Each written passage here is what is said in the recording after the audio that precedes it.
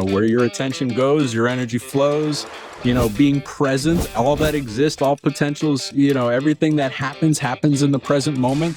There is the past is past, the future don't know. And so all you can do is be right here, right now. And then non-judgmental, everything you put out comes back. There's squirrels crawling on top of the fence right behind me, birds chirping, butterflies fluttering, sun is shining, sky is blue, and there's a wind, which is always lovely. Welcome to the Be Insanely Great Search for Happiness, Search for Freedom, Search for all of those great synonyms that evoke a fullness and a wholeness and a warm embrace of no stress and no anxiety and no chaos and no nonsense. My name's Joe, and our faithful amazing being, Riley. Hello. Thank you, Joe. Thank you, Riley. Thank you. Another beautiful Friday. For those of you that are listening or watching, if this is not a Friday for you, make it a Friday for you. Say happy Friday on a random day. Why not? Who's to say? We created this thing called time, in which there are calendar days to which we slowly look forward to, usually one or two or maybe three of those days, but there are some of those in which Friday is every day, almost like Christmas can be every day if you choose it to be. So what you choose and what you accept as your truth is what you experience. So make the most of it, and you will be very, very happy for at least that day. And then as long as you make the decision the following day, you'll be just as happy. I promise you. Try it out. It's worth giving it a shot. Expand out. It's 5 o'clock somewhere to it's Friday somewhere. Yes, exactly. And that could be for you right now. Today. And every day. Oh, man. How amazing. Thank you, listeners and viewers, for listening and viewing and experiencing, and then trying to apply the things we talk about here, in which we are most certainly in every episode and in as many moments as possible, trying to create sparks of inspiration for the energy that we all live within, that it's hard to realize sometimes, and that we are creating that in every moment. So thank you for being here, as always. I'm hoping soon we can create a reality where wind noise doesn't exist. We're getting closer with artificial intelligence, but if you see me grimacing through the call, dear viewers, you'll know is because I'm hearing something that editor Riley will be hemming and hawing over in post. We've had quite the substance of wind the past week here, and it looks like it'll continue into the following week, which is an elevation of energy, right? Wind is energy. You can't see it, but you feel it, right? You can't see wind, but you feel wind. Yet we always need to see things before we believe things. Interesting. Right? Interesting. So you can't see the energy that beats your heart, but you feel it because you're alive. Right?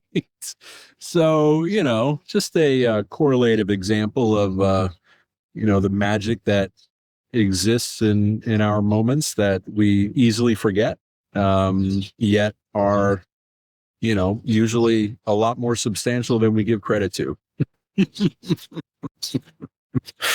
So what are we doing today, Riley? What are we talking about? Joe, I think we are talking and recapping and sort of marking a momentous occasion for the podcast, which is, I believe this is going to be the end of our mindfulness series. I think we can call it, for the last 6 or 7 episodes. I think the sunset of our mindfulness. Of our mindfulness.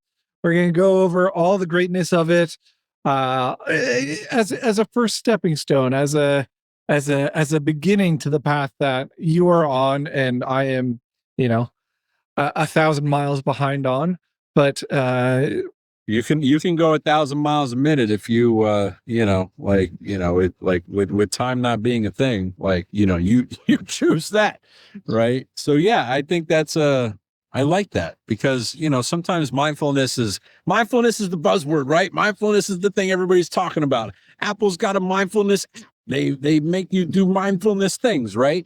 And it's interesting the attention that we give to the mind, because there's all this data and things, like that's where all the things fire, and then it sends all things to our body. But it's like the mind is a secondary kind of thing within our being. If you think of it, what's the origin of our life? Like a heartbeat. You've heard me say this before. You've heard me say this before. You're like, but could it be that simple, that the energy that beats your heart and the energy that gives you life, because we are all energetic beings, believe it or not, like the pulse that is, pumping your blood has an electrical charge that is originated in your heart.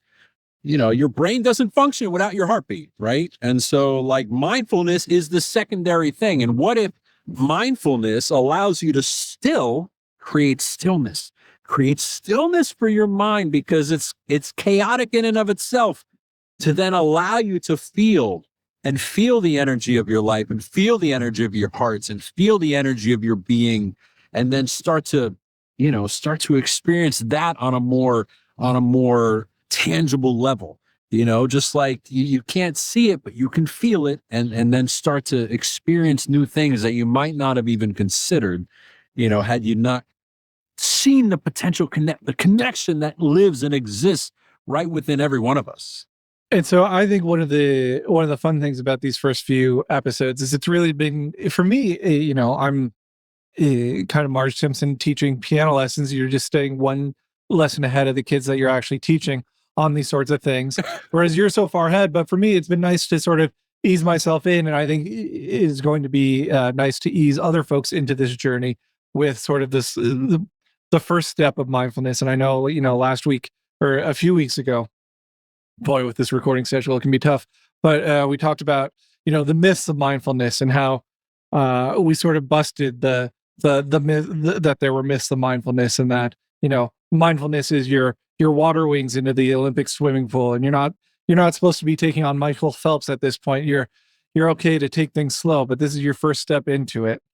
So yeah, today I think it's going to be great to sort of go into just talking about, and Joe, I think I said this before the call, but if mindfulness was a drug that you could prescribe, everybody would be on it, because there are so many great upsides to it, and there is no downsides to exercising your brain muscle, which is how I, in my limited way, sort of see this as, because it helps quantify it for me in a way that puts it on a special level for myself. Is exercise your mind the way I should be with the rest of my body, but I also ignore that as well. Well, it's like we put as a like global society / consciousness, everybody has attention on physical fitness, right? Everybody knows about physical fitness. There's gyms, there's all these things, right?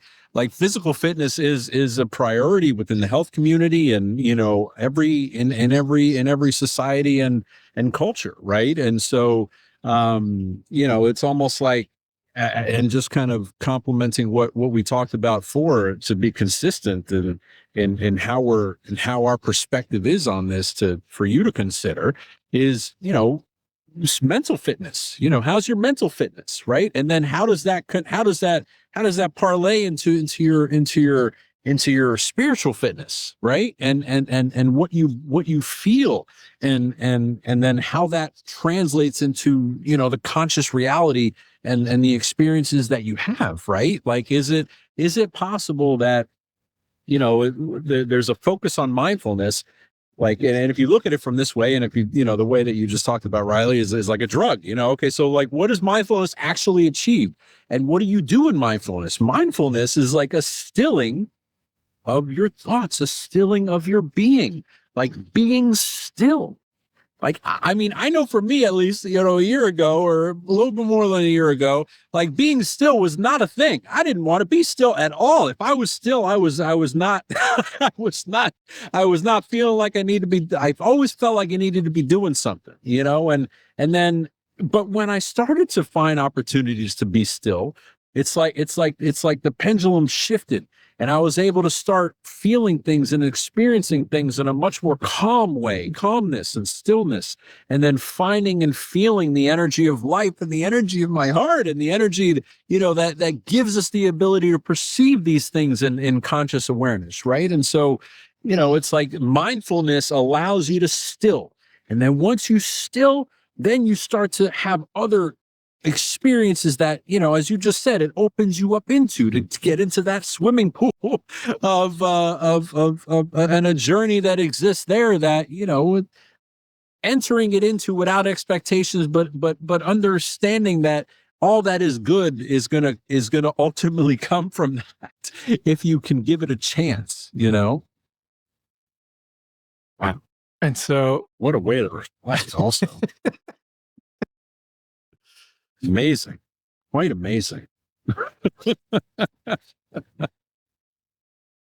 It's like you forget sometimes the you know, kind of the experiences you went through and until you think about them and or present them in a way that, you know, you're trying to just add some context from your own, you know, your own journey. And, you know, that's kind of what I'm doing here is I'm literally sharing my own experiences that got me to the place in which I, you know, I'm so grateful and fortunate to, you know, have a level of happiness and peacefulness and calmfulness that I never thought was possible. You know, used to be filled with stress and anxiety and everything, didn't even want to go close to mindfulness. But once I did and I gave it a shot and I tried it and, you know, it just put me on a path that allowed me to be in a place in which, you know, the energy of life is now what constitutes like my source of being more so than everything that was outside of it, you know? Yes. so we have a little article today. I will bring this up. It is mindfulness can slow down the brain's aging and more. And so this is Sounds like a great drug. Pharmaceutical companies do not like this, I'm sure, you know, but like, you know, because it's free, it doesn't cost anything.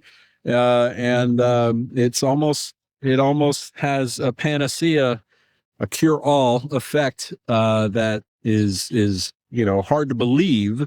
But, you know, give it a shot. So what's the article say? So the subtitle is Mindfulness involves an awareness that arises through paying attention on purpose in the present moment, non-judgmentally. And do any of those words sound familiar to listeners or viewers of the program? And maybe there's someone who is not me, who's been on the show many, many times, who's been saying this for every single episode that we've produced for the show. Who knows? Yes, you know, where your attention goes, your energy flows, you know, being present, all that exists, all potentials, you know, everything that happens in the present moment. You know, the past is past, the future don't know. And so all you can do is be right here, right now. And then non-judgmental, everything you put out comes back. And so every judgment, every criticism, every kind of blame, every resentment, every one of those things is something that you are qualifying your energy with. And if we go back, like bring it back. So we are all energetic beings. And as energetic beings, we have that heartbeat and we are energy. And so everything where our attention goes, our energy flows. So everything that we think and feel, we are qualifying our energy. We are putting it out into the world. And our ability to be conscious and to be able to say the words I am allows us to feel and have that experience. And so, yes, like those things, as simple as it may seem, are what is creating your own awareness in your own present moment right now, right here. It's your energy. Yes, those are all things that we've talked about many, many times. Many people look to diet trends or new exercise regimen, often with questionable benefit, to get healthier start on the new year. But there's one strategy that's been shown time and time again to boost both mood and health: meditation. In late 2022, a high-profile study made a splash when it claimed that meditation may work as well as a common drug named Lexapro for the treatment of anxiety. Over the past couple decades, similar evidence has emerged about mindfulness and meditation's broad array of health benefits for purposes ranging from stress and pain reduction to depression treatments to boosting brain health and helping to manage excessive inflammation and long COVID-19. Despite the mounting body of evidence showing the health benefits of meditation, it can be hard to weigh the science and know how robust it is. This person goes talk about how they are a neuroscientist studying the effects of stress and trauma on brain development in children and adolescents. They also study how mindfulness, meditation, and exercise can positively affect brain development and mental health in youth. So this is an article of a collection of different resources that they're basically linking to and sort of explaining all the great things that mindfulness does from someone who is studying this on a cellular level of the development of brains, and especially this new thing that a lot of people are talking about, neuroplasticity, how our brain reacts to internal and external stimuli and sort of evolves new ways to react around it so that we can, still react positively and, keep ourselves in a good mind space. And they're very excited about how meditation can be used to provide powerful new insights into the way the mind and brain work, which we've touched on before. There have been studies of the, monks and the deep brain waves that they start to access only once they are in a certain level of meditation, which, is not going to be the mindfulness level. It's going to be a deeper one, but that's why we're using this as a springboard in the next sort of level that, Joe is probably on and I'm 1,000 miles behind on. Well, and hold on, and I want to insert something right there. Like this is yes, are there different people in different places on their own journey in which they're trying to get to? Absolutely, but like starting somewhere is important, and anywhere you are on the journey, every element of what we're talking about should have some construct of value, and I think that's important to share, is like whether you've meditated before or not, or haven't, or never see yourself doing it, that's totally fine. Like everybody's on their own journey. Everybody makes their own choices. Everybody does their own thing, and the one thing that I think is just really important to just like touch on real quick is the fact that like as I got into meditation, I started it and I tried it, and I within the first, I'd say, a couple months, I was like, is there a way to do this to where I'm not like, I don't just like, it has carryover effects, which is what this article is expressing, right? There are carryover effects. Like if you meditate for a certain period of time, there's carryover effects that you then have, like lower inflammation and, all of these great benefits that are being measured from a scientific perspective that does what? It gives you belief in it, right? Like that, like you believe it, you experience it. But going back is like, can you feel the things that you feel in meditation? Because if you've never meditated before, like you feel things. Like there are things that you feel that you don't feel when you're doing things. And for those of you that have meditated, you kind of understand what I'm saying. And is there a way to do that to where you're almost meditating when you're not sitting quietly, when you're actually functioning in life, right? And so that was one of the things that I felt like just deep in my soul that should be something that I should be focused on. And at this point, that's something I'm doing constantly. Like I feel like I'm connected in a way with my energy of my life that like, it's like almost like, yes, it feels like I'm meditating all, like even right now, like I feel an energy around my heart that is just there that I never felt before prior to engaging in this, So it's like trying to find that, as we talked about, a segue to feel things and then ultimately get to the place in which you don't need to go meditate to do, like you do that to kind of give you that foundation. But then you're also thinking about it and being in that feeling, in that state of peacefulness and calmness and being able to pull it on demand. Being able to pull it on demand.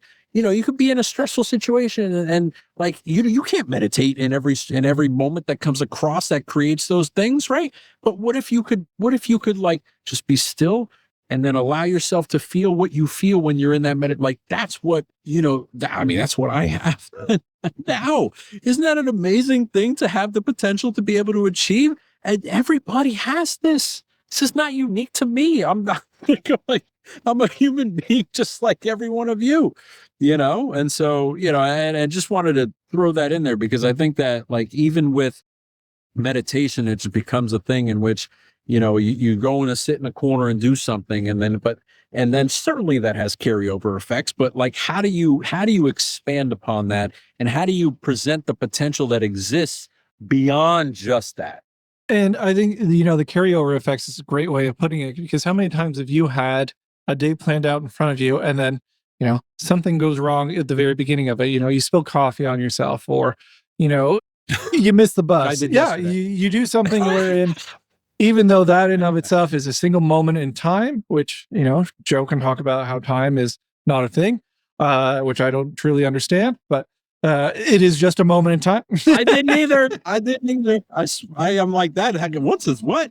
But Yeah, you can let that have a carryover effect to the rest of your day in a negative way. And we've all been pulled into that situation before, or you can just be sitting on the couch at the end of the day, but just the radiant negative stressors of, something else going on. Maybe it's a project coming up. Maybe it's, a homework that, you're going to have to do. Maybe it is just something that, you've been putting off that is eventually going to come due. That can bring you down into a state that you don't have to be in, but it is doing it, even though it's not having an effect on the current moment itself. So that's momentum. To be able to have that in the positive way, I think is not something that a lot of people experience, but is something that everybody should know is possible.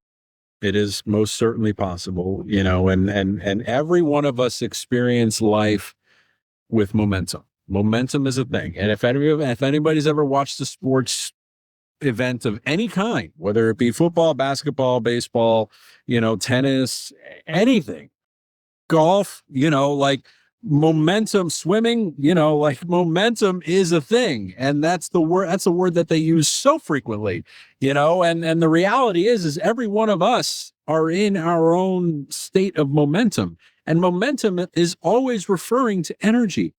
And it's like we use these words when we struggle to find words, we use words, that seem to always relate to energy or light. We say someone's radiant. We say, they lit up the room. We say, all of these things that, we talk about momentum. We talk about all of these things that, again, if you're like, it always goes back to an energy thing. It always goes back to a light thing. Yet that's not ever anything we're putting any attention to try and understand at a deeper level, right? And the fact that every one of us that are living and breathing have a heartbeat. And like when that heartbeat is done, the body is dead and the brain is there, the heart is there, like everything is there, but it's no longer functioning, right? And so to not have and not put any attention or consideration to the fact that like we are all energetic beings, we have so much opportunity to try and understand that at a level in which it serves us and helps us function in a more balanced way, to which we experience what we want to experience, right? Instead of what we don't. And I know I've said it before, but I'll say it again. Probably The Amazing Race is a great show to watch, to just see how the differentiation of energy can totally affect your ability to see opportunity. Because if you go into it, and it happens so many times with a team, they come up to a problem that they, in their mind, think that they can't do, and they start to shut down. And once they start to shut down, they stop looking for opportunities to do it better, to do it well.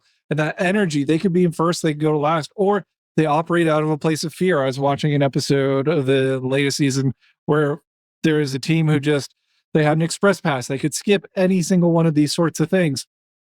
Any event in the race that came up, they could skip, and they ended up using it in a time where they didn't need to, because they were just so afraid that they wouldn't get through a challenge in time that everybody was stuck at.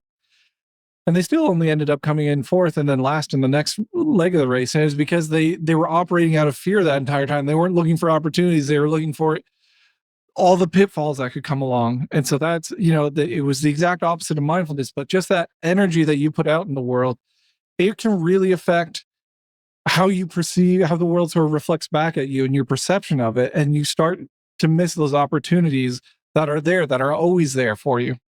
Well, just as you said, Riley, the energy you put out into the world. So you are creating that energy and pushing that energy and emanating that energy out from you in every single moment.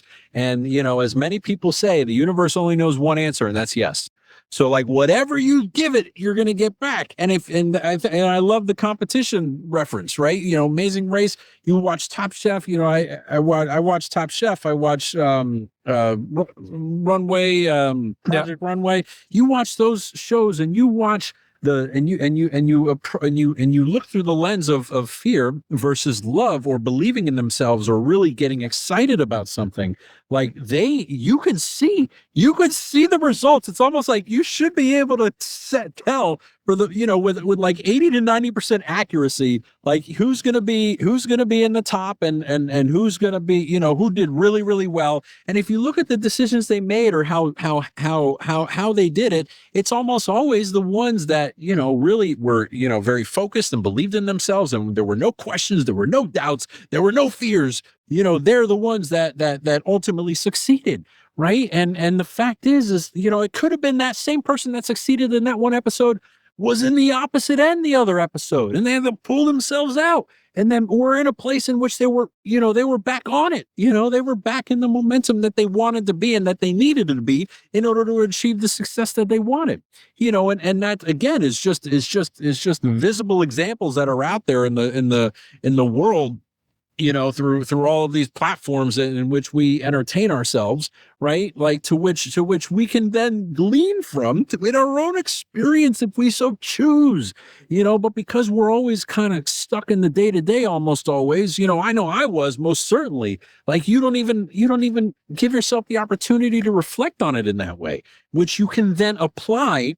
Because, listening to any one of this is fantastic. It's a great kind of, at least if I had someone to listen to that could guide me, and I'm thankful to have had certain, like authors and figureheads that did that for me, to help me like look at things in a certain way. But like, it was my application.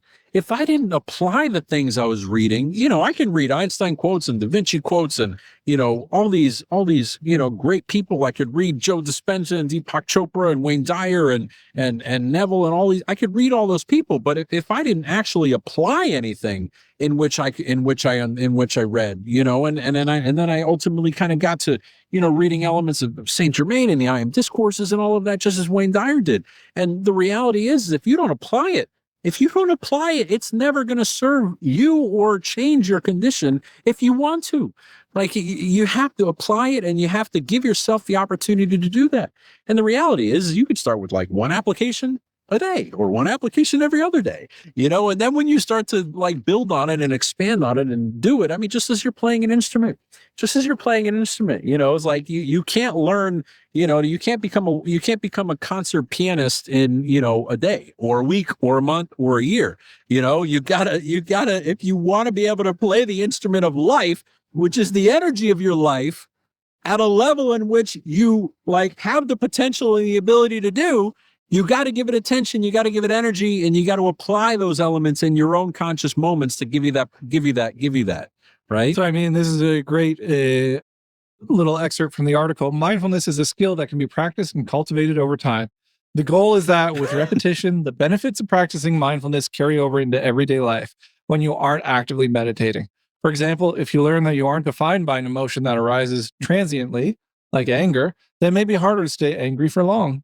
I mean, yes, so true. Bruce did. He wrote a book on love, and he wrote a book on in which he talked about all of these elements and in realizing that again, we have the opportunity to choose love in those moments, right? And when we choose love in those moments, it kind of serves us in so much of a different way than like, again, if we didn't have that lens, and this is why we had the love versus fear, episode where we talked about that, because, literally every choice you make and everything thought you have and every feeling you have is like a flip of a coin of one of those. So what are you going to choose? Right. And, love and fear are the kind of parent words, and there's sub words that exist. There's synonyms that exist for those. Right. Most certainly. But it's really trying to understand the depth that exists that allows you to get to a level in which it's serving you instead of, and you using the experience and you using those moments for your purpose and what you want to achieve, instead of allowing those moments to use you, in which you're going in the opposite direction. And I think a lot of folks out there have touched on mindfulness before, because there are so many different forms of training of different things that require you to really apply your focus. Like if you think of yoga, martial arts, dance, anything where you can sort of get into that flow state is you in some way touching on an element of mindfulness where you're able to cast off any of those transient, anger, emotions, things like that, and stay in an elevated mental state. And so, if you're a really great tennis player, you've been in that flow state before, that focus that can come over you where you're elevated in a way that you're not normally. Well, you're touching on mindfulness from one direction, or, yoga as well. That is probably a lot more similarly aligned, but like a lot of folks have come into it in various ways of their life, but maybe haven't been able to define it as mindfulness before. They've only touched, 1,000 hands on the one elephant, all defining it as something differently. Great analogy. And that's the consciousness training the subconscious, right? So, as Bruce Lipton says, the subconscious operates at like 4 million synapses per second or whatever. The consciousness only operates at like 40, right? And, forgive me if the numbers are off, but it's something at that massive scale of a differential. And the reality is, is like we always have to use our conscious application to train our subconscious to where, like you're driving. Like you got to consciously pay attention to drive. Learning how to read, you got to consciously try and learn and understand phonics and elements of what, letters and all that stuff to learn how to read. Learning a new language, learning a skill in a job. Like it's literally the same thing. Whatever it is that you're trying to comprehend is you consciously applying your attention, which is your energy, to that thing or that condition or that element in which you're trying to then have something that you're more not playing instruments, like any one of that, these musicians, like this is what they do. They are consciously practicing, to which they can then, have that ability at a much more advanced level. Athletes, same thing, like the same thing. Everybody's consciously doing that to then allow the subconscious to be that is continuing to build and continuing to expand and expand and expand and expand until they're at a level in which it's completely, beyond, right? And what you put into it is what you get out of it. This is one of those reasons why, I think we see so many articles. I just saw 2 in the same week. One that said stress and depression are linked to Alzheimer's disease. But then what is one of the great benefit, or one of the big things people are seeing huge benefits with dementia patients? It's the practice of Tai Chi, which, I mean, can you think of a more mindful, being in the present moment martial art? And every one of these, what do they have in common? Stillness, being still, right? Finding an opportunity to be still. How many of, that's not what our society wants us to do. We got to be working. We got to be doing something. If we're not doing something, we're not achieving anything. Right. So, but what if it's the opposite, right? Like, can we give it a shot? And if you're like, oh, that doesn't make it, well, try it. You know what I'm saying? Like, give it a shot.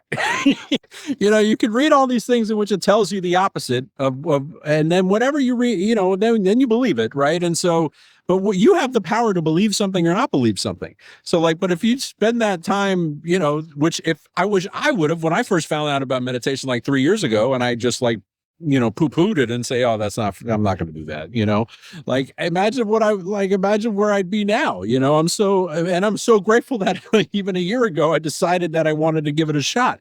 Right. But that, again, as we talked about, that was the gateway, for me realizing the potential that exists beyond what, even most people like even in these articles and these things in science today is it's, you know, it's something that you do. It has the carryover effects, but that's basically it. Like I feel it's much, the potential is much more than that. It is much more than that. It is a state of peacefulness and goodness, and it transforms your approach to things. It gives you almost like a tool in which you can, you know, like call on. You know, it's like I can feel it, and I can be at peace and still my feelings, and not just still your thoughts, because all of this mindfulness is talking about stilling your thoughts, right? But like very rarely have I seen anything talking about stilling your feelings, right? Like, but the reality is if, and you look, many different people have talked about this and qualified this with science. Like, you know, thought is one thing, but the feeling is really what charges it and gives it energy, right? And so, like there's a reason why emotions are called like emotions. It's like energy in motion.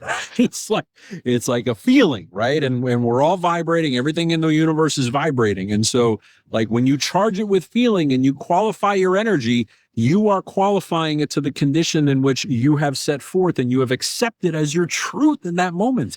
And so when you accept that as whatever you accept as your truth in that moment, whether it be good, bad, indifferent, whatever it is, that is how you qualified that moment. And that is how that is the feeling you generated. Right. And so like, it's not just mindful. And that's why, you know, I've kind of said this a couple times, you know, mindfulness is a starting point, because that only talks about thoughts. But the feelings are like not even like, I haven't heard anything. The feeling, the word hasn't even come up. You know, like feelings are even more important than thoughts, because feelings, like you can get a feeling and then it'll evoke thoughts, right? And it'll happen the opposite way too. Like you'll think about things, and it might seem that, but the majority is like you'll feel things before you think about things. And then to discount that or to leave that out, I think is a huge miss, but at the same time a huge opportunity for everybody to consider. At the same time, they're you know, mindful. It's not just stilling your thoughts is the first step to be thinking about, right? We're not trying to think about too many things at once. But like once you still your thoughts, then you can start stilling your feeling, and then finding feeling, and then finding the energy that exists that is powering your life and your conscious awareness, right? So think about feeling at the same time as, you know, stilling your thoughts, stilling your feelings, stilling your thoughts. And, you know, the effect is that much more impactful and that much more expansive, you know? And I think a fun little thought experiment, it would be like if we really thought about and took to heart everything that society tells us is true about how you have to acquire so much wealth to be happy, how you have to be, you know, constantly hustling to really find, you know, to find peace in this world. You wouldn't Mark Zuckerberg and Elon Musk be the two happiest people on earth? Wouldn't they have been like, oh, I've conquered all these mountains. I'm now as happy as I absolutely can be. No other human being has ever been this happy before. And what are those two doing? Trying to arrange a time to fight in an octagon against each other. Just punch their living brains out of each other. Is that what they're doing? I mean, it's been on and off for months and months and months, but like there's no satisfaction in That's a great correlation, buying into the hustle culture that society says you constantly have to be doing. There's no happiness in that. I don't think so. You know, it's like everybody has their own kind of definition of happiness, right? But some of us haven't even thought about it. Some of us haven't even given the moments to even consider what that means for you. You know, but what if happiness really just is the ability to be calm and peaceful and not react to things with feelings of negativity or fear or you know, all of that, right? And again, because what the environment and the society that we're brought up in and born within, that, you know, constitutes our, you know, is always trying to get our attention and pull our energy to it and give our energy away to it, right? Like could it be the opposite? And I know, and listen, I know a lot of what we're saying here is like flipping on its head everything that exists that in our world today. I first to agree, it's like, so instead, I'm here saying, like, instead of looking to everything outside of you for happiness, which, your analogy was perfectly complimentary, Riley, like, look within you in the energy of your heart and try and feel that and start there, and then have that as an anchor. Have that as an anchor to which, again, like and this is, look at this too. Like, you can say, I am. The animals can't say that, like anything, you're the only one that can. And so whatever you say after the most powerful words, I am, then constitutes itself within your own experience and your own life. So, like, even one simple thing is like, you start being aware of what you say after that. Like, you might catch yourself like, wait, why, I don't want to be saying that you don't want to be saying that you're sick. You don't want to be saying that you're, all these things that are not what you really want. Right. And it's easy to qualify that moment because, yes, that's what you're experiencing. That's the appearance of what you have right now. But that doesn't need to be what it is. And is it possible that when you affirm that just continues the perpetual element of it in your own moments, to which if you accepted something that you want it to be, it then allows that to manifest and come to you like in that way, right?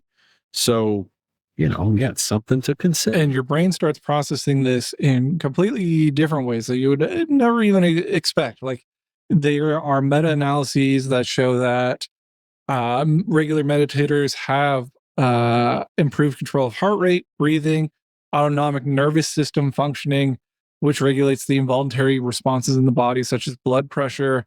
They have lower levels of cortisol, which is that stress response hormone.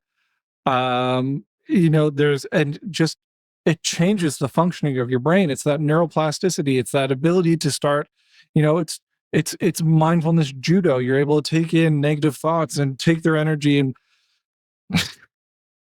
punch it against them, use it against them. Well, it's like, stop.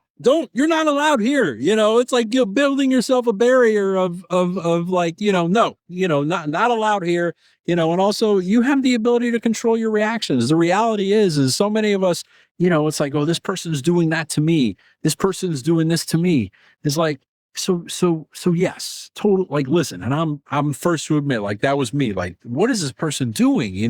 But it's almost like in those moments, it's, if you look deep and look deep and look deeper, like, we are criticizing those people and those conditions, right? And those criticisms ultimately like cement it. They cement it because we're giving our energy to our criticism of that condition or that person, right? And then that ultimately comes back to us. And then we keep experiencing it to where if we didn't give it, and again, if we're qualifying in every moment and we're qualifying energy, if we didn't give it that energy, if we didn't allow it to affect us, if it came into our experience for us to be able to like be still, again, going back to the whole kind of the consistency of what we're talking about here, mindfulness and the stillness and also the feeling of it, because again, that's easily forgotten, I think, with just talking about the mind, right? The feeling of it. Don't react. Don't react. Because as soon as you react and you create that anger, you create that irritation, like that's something that's trying to limit you. That is something that ultimately becomes a limitation. It's not easy to see it in that moment because it's charged with the energy you're giving it.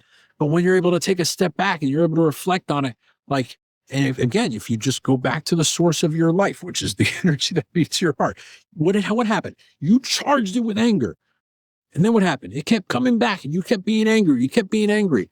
And then you're still like, why is this continue? Well, like, if you rewind that and you did it differently and you didn't charge it with anger, you're just like, oh, like, okay.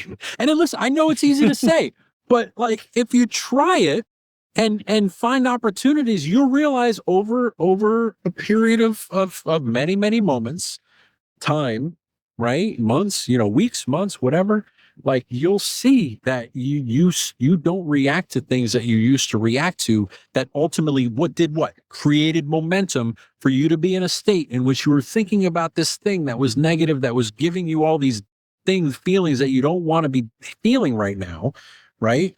And then what did that do? All the adjacent things that you're like, oh, this person did this. Oh yeah, this other person did that too. Oh yeah, this other thing is bad too. It's like the momentum you're in is that negative momentum, and it's just a matter of like science and physics, like the energy and the momentum, like, and then like it all flows in that way. And also, kind of cementing the thing we're talking about with the energy of life. Energy cannot be created nor destroyed. So your energy is always your energy because it enters your physical body and you're having that experience now. It can't be created nor destroyed, and your consciousness is in control of that energy here. Like there's a bigger thing going on here than you're presently, aware of with the high possibility, right? So trying to use every moment to your advantage is you trying to understand that at a deeper level, to which you can then like have that serve for you instead of, having those experiences use you, which you get sucked into, and we all get sucked into, which we have the ability to say no to. And again, it's easy to say, but once you start applying it, once you start trying and once you start doing it, you'll find that it just becomes easier and easier and easier. And then you're in a moment in which you're like, oh, wow. Like I can't believe I don't react to that anymore. It's amazing. Truly like a miraculous thing. And this will be the last time I bring this up because hopefully we bring on some better guests past this point in the podcast. But we have still continued watching My Name is Earl, and it's exactly what you say. The writers understand this completely because the whole show is about karma, and the guy trying to fix his karma, Earl trying to fix karma. And so many plot lines are, at one point in my life, I reacted to something. I came from a place of reacting to a negative stimuli immediately without putting any thought into it. And that set off a chain link of events that happened that ruined somebody's life or made something worse off for somebody. Now I'm not reacting. I'm trying to I'm processing the situation. But even within those episodes, there will be times when, especially his wife, Joy, I think is used as a great foil of someone who just almost every time has no reactive control. Everything is an instant reaction. And then so often, it leads to the decline of her position in whatever it is that she's trying to do. Or, something happens with her kids. And then, she's forced to take a step back and say, oh, you know what, this is actually a good thing. Or like, not react, but to just to act out of a place of that calmness. And before, and again, give us the, it's like we think, we feel, and we act. Those are the things we do. The three things that we do as conscious beings are we think, we feel, and we act. Like that's it. Right. And so if you can, like, again, simplify your life to understand that, like, those are the three modes in which you operate, you start to kind of get to a place in which you realize these little things that, you might not have realized before, and you giving your attention and your energy to things in which you're like, why? Like, why? And then what happens is you like different things open up, or different avenues open up, or different conditions come to you in which like never would have happened, or never would have like those set of experiences never would have occurred if you would have approached it in that sort of way. Amazing. Life is amazing if we give it that shot to be.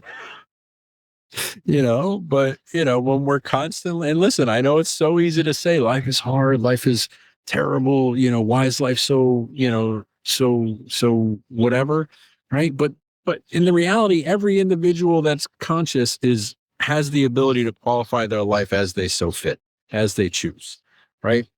And it's not to say that like once you've done it, like that's it, you're set in stone, you're done. That's not how it works.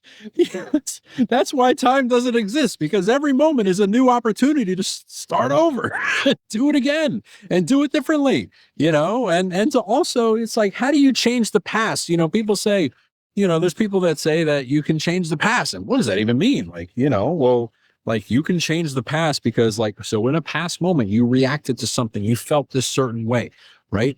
So, but in this moment, like you've changed your approach to that. You're not going to let that affect you in the way that it affected you before.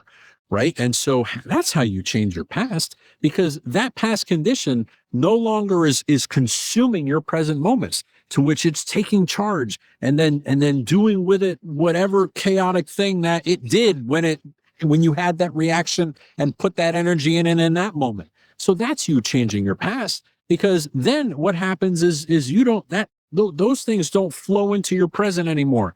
Those things might flow into your present, but like they don't, you don't have that reaction. You don't have that negativity. You don't have any, or like you might have flipped it. It might have been with a person, and with that person, you had this negative thing, and then you've made up, you've kind of flipped it on its head. And now it's like, oh, you laugh about it. Like, oh, that was so ridiculous, right? That's how you change your past. That's how you change your past. And ultimately over all these examples, you see how time really doesn't exist except for what we create, from a human perspective. Speaking of what we create, Joe, what are the next steps after mindfulness? Where are we going to take this podcast in the search for happiness? So the application of feeling, so the application of things in which you feel that are good, trying to understand what the feeling of the energy of life actually means, trying to, because when you're in meditation, it doesn't, I mean, there's guided meditations, there's all of that, there's books on meditation. One of the things that I didn't realize until much later was like the feeling element of it, like in focusing the feeling, and I think we kind of planted that seed in this episode. Is maybe, I'm sure we've definitely talked about it before, but like feeling is such an integral part to it, and then trying to feel things in a different way that you probably never felt before. Like there's things I've never felt these things before, and then realizing that like they've always been there, and that like your momentum in your consciousness is then giving you a new path that was always there, but it's now being revealed to you because you're more calm. You're still more often. You're not allowing the chaotic things to control your life. You're not allowing those moments to consume you. And so it's understanding that, and so much of it is understanding and trying to understand it at a depth that it is deeper than you might have ever conceived. One of the famous things Einstein said about the universe is the most mysterious thing about the universe is its comprehensibility. No matter how deep you go, you can always go deeper, deeper, deeper, deeper, deeper, deeper. And so how deep are you going to understand conditions that are affecting you, to which you're really seeing the root of it, and you're solving for that cause, and you're understanding that you can then be the cause that creates the condition and the experience that you want, instead of it being the opposite, right? And so again, it's going back to the simplicity of life of you think, you feel, and you act. And it's like, these are things, well, if you're saying, because, some of you might be saying, well, Joe, if it's that simple, then why does it sound so complicated? Well, like, simplicity is the ultimate sophistication, as Leonardo da Vinci says, right? So in order, and as also Einstein says, in explaining the truth, leave elegance to the tailor. Right. So like, you got to be able to understand it at such a depth in which you can explain it simply and feel it simply and perceive it simply in your moments. Right. So it's getting to the place in which in every present moment, you have the ability to find that stillness, to feel the energy in your heart, to expand that energy, right? We're part of the universe. And what do they say? They don't say the universe is growing. They say the universe, nobody says the universe is growing. They say it's expanding. And so what if every one of us is expanding along with the universe, but because of our limited perspective of not for any fault of anybody, but just what we're born in and what we perceive is we don't see it from an energetic perspective. And when we see it start seeing conditions and life and people and things and feelings and thoughts from an energetic perspective, everything changes and everything does start to become more simple. And so, that's like a few different seeds planted for the potential that exists, but it's really everyone's own experience in which what you're willing to understand, what you're willing to apply, what you're willing to feel, and then what you really want for yourself. Like that's enough, like, figuring that out. I mean, that's a big part of it, because mindfulness is one thing. Okay, you're still, okay, you're feeling a little bit better, but you're still doing the things and giving your attention to the things that created that condition in which you needed to be mindful in the first place. Think about that. Think about that. Like you're solving for the effect instead of solving for the cause. And so trying to and Oprah said this many times. People say, what's the biggest thing you see in common with the most successful people? Or what's the advice that you give to people? Know where you're going. Know what you want. Know what you're striving for. Know your purpose, right? And always, as Einstein said, those that understood their inner, their soul, their spirit, their energy, only when they understood that, then were they able to become who they became known for. And so, like, if you can understand that, every one of us has that purpose. Every one of us has that desire to do something, to be something, to have, things, right? It's just being able to connect with that and being able to rely on that, and then being able to understand, like, that's the power that your intuition and the power that powers your life, the energy that powers, it's the same thing. It's the same thing. It's just a matter of understanding that and appreciating that and acknowledging that, to which what happens as you give it attention, it ultimately grows and expands and expands and expands. And then you're, playing the instrument of life. And then things start to become more miraculous. As Einstein says, you can live life as if everything's a miracle, or as if nothing's a miracle. So why not live life as if everything's a miracle? What a way to live. Oh, man. Yeah. All right. That, Riley, that, everyone. Let's do that. Let's, one day at a time, one moment at a time. That might seem like a lot, but like the reality is you're only, if that's something you see yourself potentially having having the ability to do, which you do, give yourself a chance. Give yourself a chance. You can do it. You can have, you can be anything you can imagine. Right? But some of us don't even feel like an imagination. Some of us don't feel creative because why? We're stuck in the muck. Get out of the muck. Get out of the muck, and then give yourself an opportunity to be free. And then what happens? You start to feel more fulfilled. You start to feel more whole. You start to feel more free. All those limitations fizzle away. And then you smile more. And then you're happier. And then you feel better. And then you have magical moments, miraculous moments. Be the miracle. You are the miracle. Ask Neil deGrasse Tyson how rare it is to be born. Go ask him. Go look up his Instagrams. It's like the chances of you actually being born. Come on now. And we're thinking everything is like this, and the world's, everybody's in their own world. You are in your own world. Own it. Own it. There's a preview. There you go. All right, Joe, set us up with some 15 seconds of Beatles music that we're going to try and get away with. I've got a feeling. How about that? The last performance on the rooftop, the Beatles, the most, impactful group in that decade, in that era, and, probably in this century or that century, right?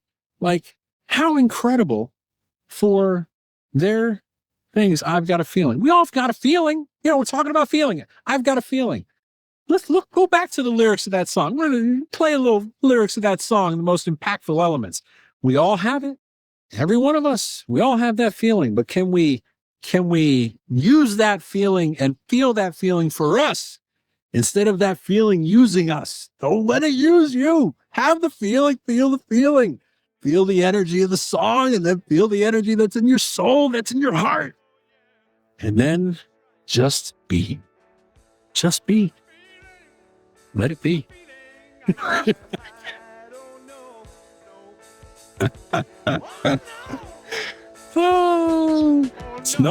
It's no accident that those songs weren't created at the same time.